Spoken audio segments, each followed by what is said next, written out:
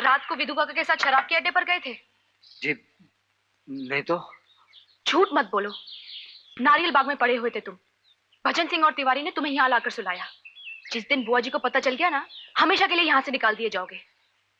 हाँ जी, मैं सोच रहा हूँ खुद ही यहाँ से चला जाऊं। ओहो, गुस्सा तो बहुत है। रात भर शराब के नशे में माँ माँ कहते रहे।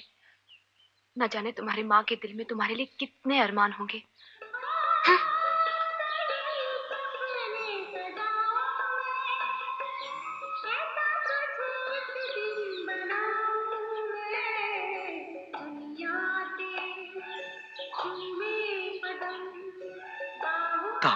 विधु काका तुम? हाँ, अरे बाप रे, तो दूध लाया हूँ, लो दूध ले।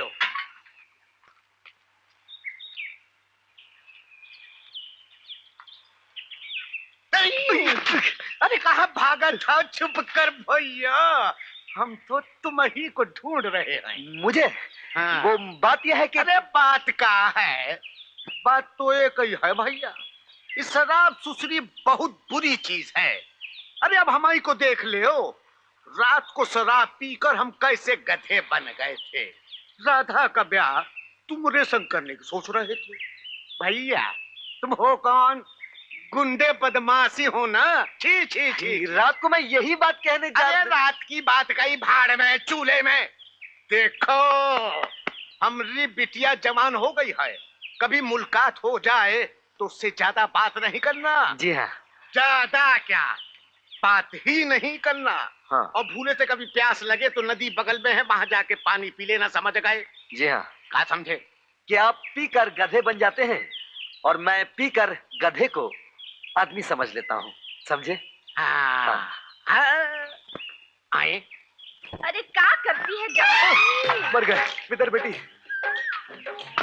सुन, ओ नहाने आया था का? मुझे नहाना वाना नहीं है। अरे नहले नहले, गधे घोड़े भैंसे सभी नहाते हैं यहाँ। तू तो सिर्फ शराबी है। शराबी? कौन शराबी? झूठ मत बोल। ये बता, कल रात शराब के अड्डे हमरे बापू से कोई बात पक्की हुई कि नहीं? कौन सी बात? शादी की, तेरी और हमरी। क्यों? ये सब बातें तुम्हें किसने बताई? अरे और कौन बताएगा। हमरा बापू शराब पी के यही हरकतें करता रहता है। रात को किसी ना किसी शराबी से हमारी शादी पक्की करा देता है और जब सुबह होती है। अरे हाँ, ये तो बता, हमरा बापू तुझसे सबरी मिलने आया था या नहीं? अरे हाँ आया था ना, तभी तो जान में जान आई। अरे रात को तो मैं डर ही गया था। क्यों? अरे जबरदस्ती मेरे गले पड़ गया। मैं तो समझा कहीं सचमुच मुझे शादी ना करना पड़े। क्यों? शादी करना कोई बुरी बात है का? अरे नहीं नहीं, बुरी बात क्यों होगी, लेकिन किसी से भी शादी कर लूं। अपना कोई क्लास नहीं है क्या? अबे ओए तड़ी पार शराबी, अपने आप को बड़ा फर्स्ट क्लास समझता है का? अरे राधा, राधा रे किसके साथ चिपकी है रे? अबे तेरे बाप के साथ, सुअर की औलाद, साला हरामी चरसी। चरसी? और का, साले गाजीपुर के जोतदार के बेटे जग्गू और उसके चमचे हैं सब। साला जग्गू सपना देखा थे कि सुभद्रा दीदी से शादी करेगा। क्या? और नहीं तो का। अरे तूने भी तो रात भर यही सपना देखा होगा कि हम तेरी दुल्हन बन गए हैं। अरे गंजेड़ी भंगेड़ी चरसियों की कमी पड़ी थी का इस गांव में, जो तू भी घुस पड़ा? एब्सोल्युटली राइट अर्जुन, इस फाइल में जो कुछ तुमने पढ़ा सब सच है। और ये बीमारी आज सिर्फ देवीपुर या इस शहर तक ही महदूद नहीं, एपिडेमिक की तरह सारे देश में फैल गई है। और अगर जल्द ही इसे जड़ से खत्म ना किया गया तो ये ड्रग्स हमारे आने वाली नस्ल को खोखला कर देंगी और हमारे देश के भविष्य को बर्बाद कर देंगी। इस बीमारी को खत्म करने की जिम्मेदारी हमारे डिपार्टमेंट की है। सर मैं वचन देता हूं कि मैं इस जिम्मेदारी को निभाने के लिए जी जान से कोशिश करूंगा, और जब भी आपका हुक्म है सर, मैं देवीपुर जाने के लिए तैयार हूं। मुझे तुमसे यही उम्मीद थी। मिर्जागंज में एसपी साहब रहेंगे और वो तुम्हारी हर तरह से मदद करेंगे। ये फाइल भी अब तुम अपने पास रखो। इसमें देवीपुर, उसके आसपास के गांव में रहने वालों के बारे में मालूमात है। और ये हैं जयशंकर के वो फोटोग्राफ्स जिस भेस में वो वहां तहकीकात कर रहा था। एसपी साहब, जयशंकर आखिरी इंफॉर्मेशन ये भेजी थी कि उसे बहुत जल्दी उस खास अड्डे का पता लग जाएगा और वो पूरे सबूत के साथ सारी गैंग को पकड़ने में कामयाब हो जाएगा।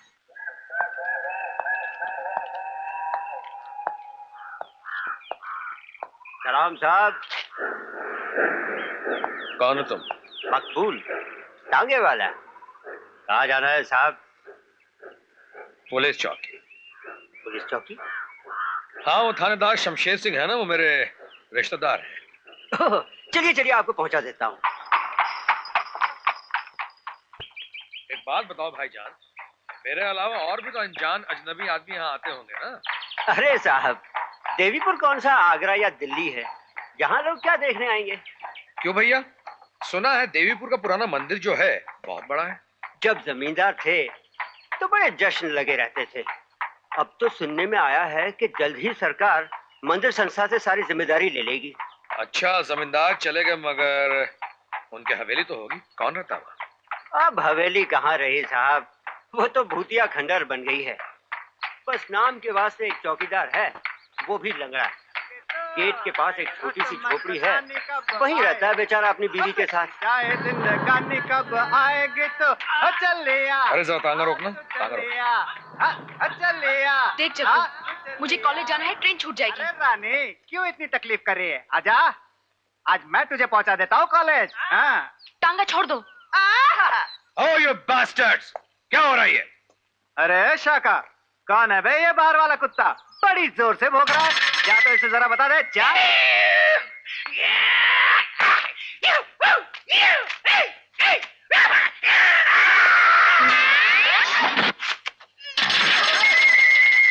क्यों बे?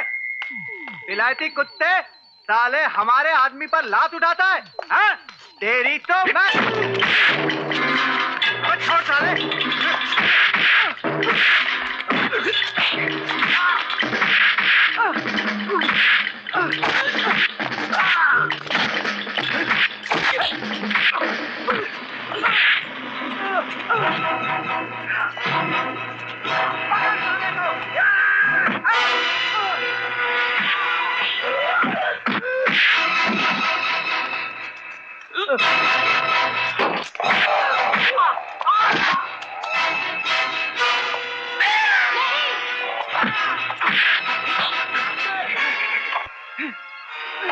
कुंग फू कराटे की औलाद, कुंग फू।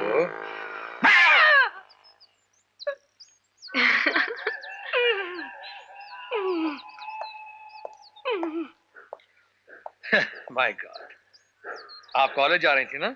जी, अब तो मिर्जागंज की ट्रेन छूट गई होगी। आपको देखकर ऐसा लगता है आप इस गांव में अजनबी हैं। इसके बाद ये लोग मुझे और सताएंगे और मेरे कारण आप भी मुसीबत में आ जाएंगे। आप मेरी चिंता मत कीजिए और आप खुद भी बेफिक्र रहिए।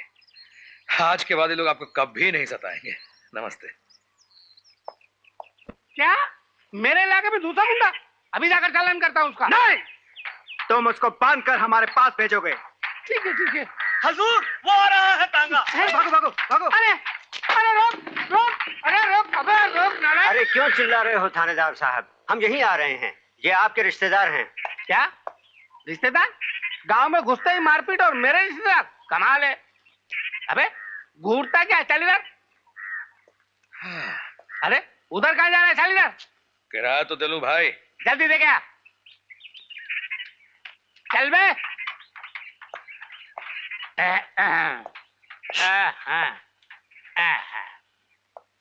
नाम क्या है बे? अर्जुन, अर्जुन शर्मा। अबे अर्जुन हो गए, भीम काम क्या है? अच्छा, सिफारिश। हाँ चल बे, सिफारिश। सिंह साहब। चुप। सिंह साहब। अरे मर गए, मर गए। सलाम साहब। अबे सलाम कर साहब है, क्या मेरा ट्रांसफर हो गया है? जी नहीं, फिलहाल हाई कमांड का यह फैसला है कि आप मेरी मदद के लिए यहीं रहेंगे, क्योंकि आप काफी दिनों से यहाँ पोस्टर हैं। चलिए देखते रहने का क्या बंदोबस्त है। नहीं नहीं, मैं उठाता हूँ सर। हाँ मैं।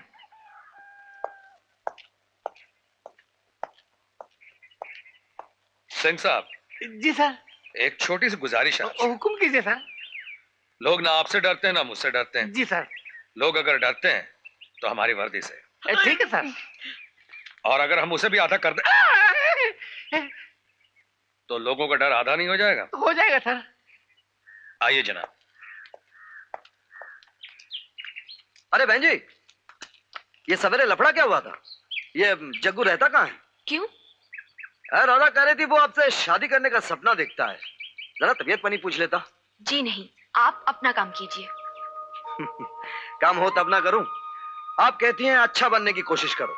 अच्छा बनने के लिए कोई अच्छा काम तो होना चाहिए। वाह वाह वाह, ये अच्छा काम है। ये क्यों नहीं समझते? ये तुम्हारा शहर नहीं, गांव है। ऐसी हरकतों से गांव में मेरी बदनामी हो सकती है। अरे, ये तो मैंने सोचा ही नहीं। आपकी तरह पढ़ा लिखा जो नहीं हूं। देखो, जग्गू अच्छा लड़का नहीं है। कभी मिल जाए, लड़ाई झगड़ा तो क्या, उसे बात तक नहीं करना। तुमने मुझे बहन कहा है ना, ये समझ लेना तुम्हें अपनी बहन की कसम है। ठीक है बहन जी, कोई अपनी बहन की कसम तोड़ता है क्या? ये बहन जी, ये माँ जी गुस्से में क्यों रहती हैं? सुना है दयाल सेठ भी माँ जी से डरता है। क्यों नहीं डरेगा? नेक रास्ते पर चलने वालों से बुरे लोग हमेशा डरते हैं। और दयाल सेठ तो शैतान है, शैतान। हाँ, इसीलिए मुनीम साले का तो ये फिर साला निकल गया, भगा दिया। अपने को बंगले पे नौकरी देने आया था।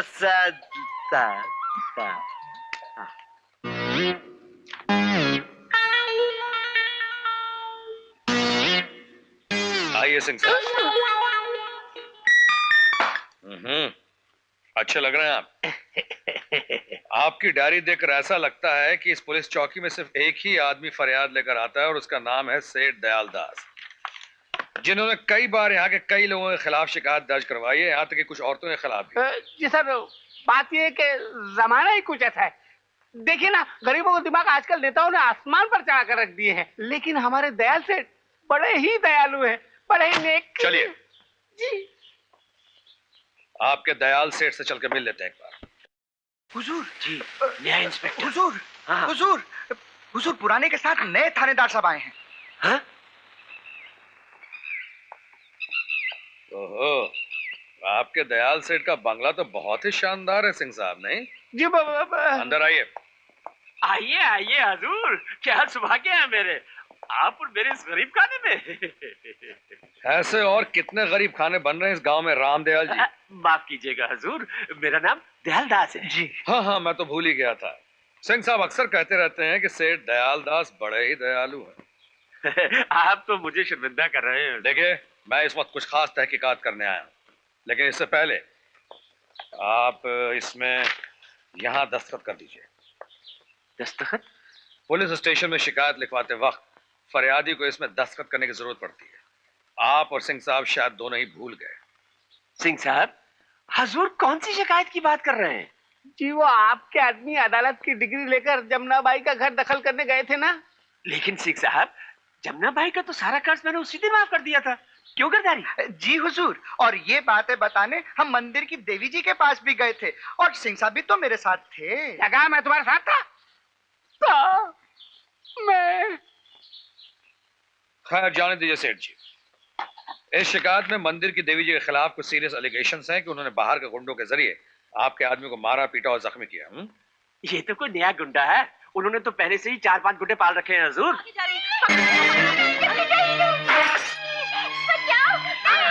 ये क्या हो रहा है?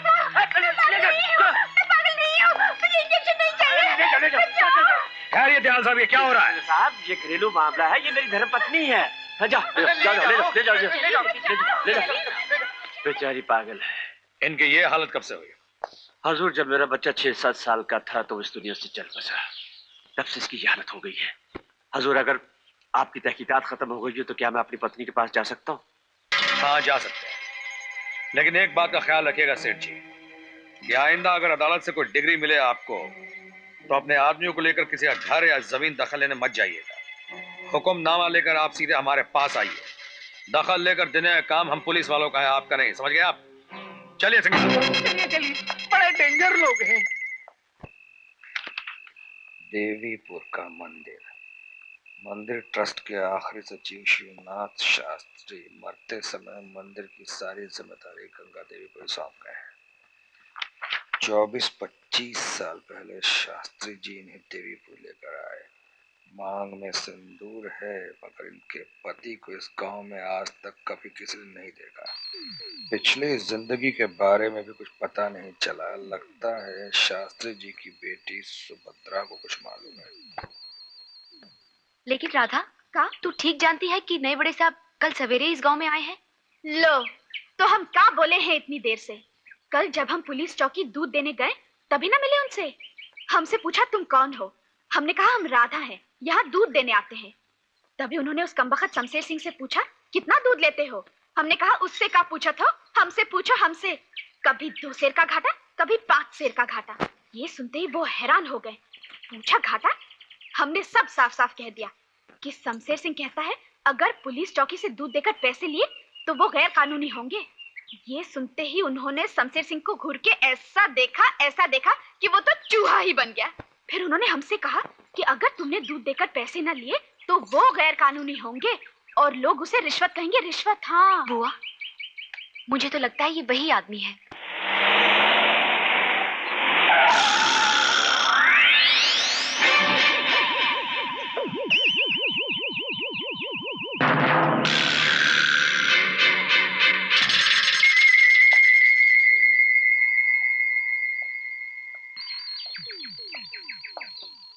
तो तुम हो इस गांव में नए मेहमान?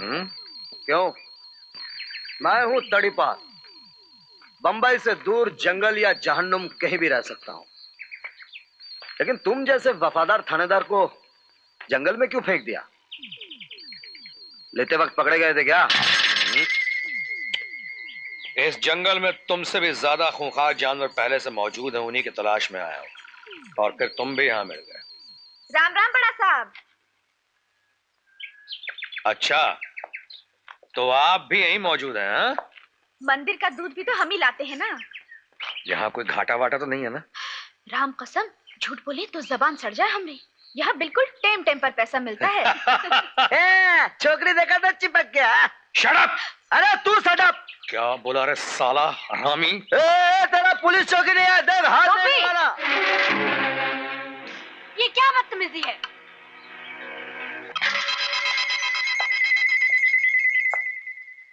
तो आप ही इस मंदिर के देवी जी हैं? मंदिर की देवी तो राधिका जी हैं, मैं तो सेविका हूँ। चंद सवालों का जवाब चाहिए मुझे। आइए। क्यों रे, एक दूसरे को पागल कुत्ते की तरह काटने क्यों गए थे? हाँ, चल चल अपना रास्ता देख। रास्ता नहीं तो क्या तेरा मुंह देखेंगे? सारा टेम खराब कर दिया हमरा।